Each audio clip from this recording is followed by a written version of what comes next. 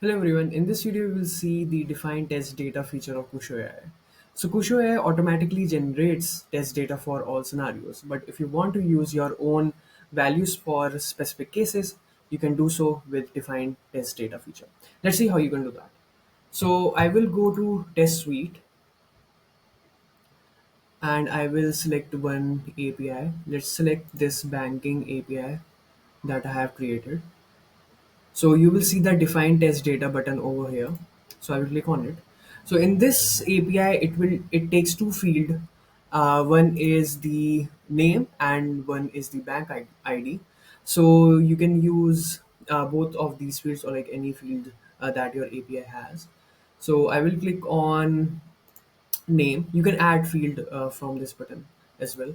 And I will just give it name of KushoAI, for example, the value, and I will click on save, and the test would be ready for that. So here you can see test with Kusho as value for field query, and it is added by me, and it is a test data.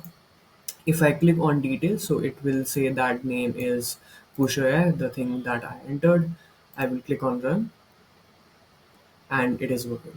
So I hope you like this video, and I will see you in the next one. Thank you.